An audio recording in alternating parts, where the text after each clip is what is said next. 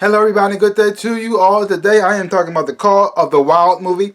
And it was directed by Chris Sanders, after starring in it are Bradley Whitford, Gene Lewis Kelly, Omar Shai, Kara Gee, Dan Stevens, Harrison Ford, many others to the cast. In the movie here, you're pretty much watching this dog named Buck find his place in the world.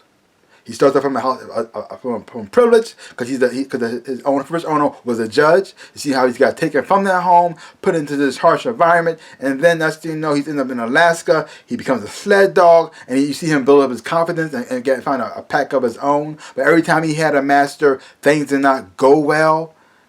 It didn't end well, but then you finally see him find his place, find his family, and find his new family, and becomes like the leader he always meant to be. I pretty much listening to like his inner wolf, and then finding his true home.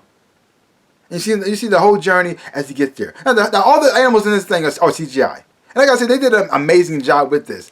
At the same time, even though they were all CGI, they trying to make them look realistic as possible. At the same time, they still made them look unrealistic as well too, because they had like more expressive features, so it's like a little bit of a cartoon, but realistic. Like a cartoon, make a cartoon look realistic as possible. Because even though dogs are expressive on their own naturally, but given that extra thing on their faces, have them when they look at you and show their face when they're sad or when they're happy, stuff like that too, you can see it even more so. So it's like this. So there's no time in here where when you look at the animals, you can tell they're not real. You can tell they're not real every time you see them. Not a moment it fools you, but it's done. It's still done quite well. So this whole entire movie, you're just watching this dog find his place in the world and seeing all the people who he meet along the way. Now, before I get to the good stuff, let's start with the bad. The bad part is, even though I like the CGI in here, there are times where it seems like they made Buck a little bit too smart to the point that it was like unbelievable. Like when people would talk to Buck, have a conversation with him, he understands everything they're saying, and then that he even though he's not talking, you can tell he's telling him no at the same time too. I mean dogs can tell you when they don't want to do something and let you know right out of the way. But it was like too over the top a little bit at times. So it was like this.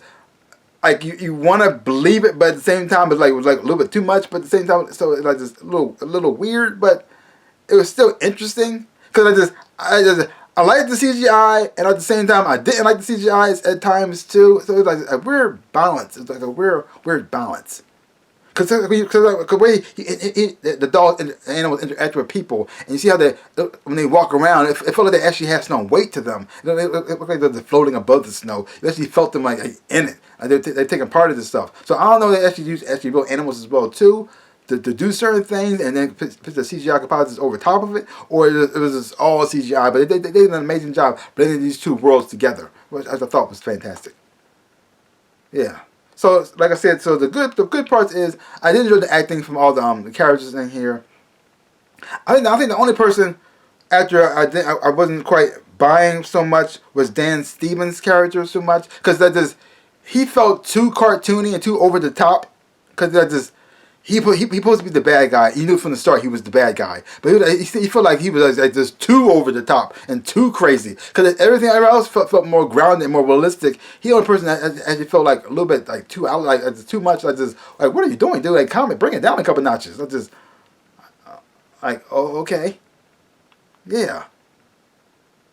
But overall, I did enjoy the story. I thought it was a sweet story. It kind of reminded me of stories of the past, like something like Benji, something like that too, or Iron Will. So they're like Benji and Iron Will combined, something like that. Yeah, and White Fang, things of that nature. So overall, good movie. Really enjoy it. I enjoy all the extra performances in here, except for like I said, I didn't think Dan Stevens was bad. I feel like it was a little bit too much. But I did enjoy Harrison Ford's performance in here. Watching the relationship he had with the CGI dog, and other people he met along the way, I thought was fun. It was like it had funny moments in here too, exciting moments in here as well. Beautiful scenery, CGI. I did enjoy a lot. a nice, sweet story. A good for the whole entire family. If you love dogs and stuff like that too, you will enjoy this. You would even root for Buck and help him see him find his place, trying to embrace his inner wolf and pretty much find his true home, which is also very nice and very sweet. So overall, I think this movie is great. I'm giving it a solid B. I'm giving it a solid B. Yeah, because I really did enjoy it. So if you haven't seen it, check it out for yourself. Hopefully you watch it, you will enjoy it too. If you have seen it, leave your comments down below. Let me know what you thought about this movie yourselves.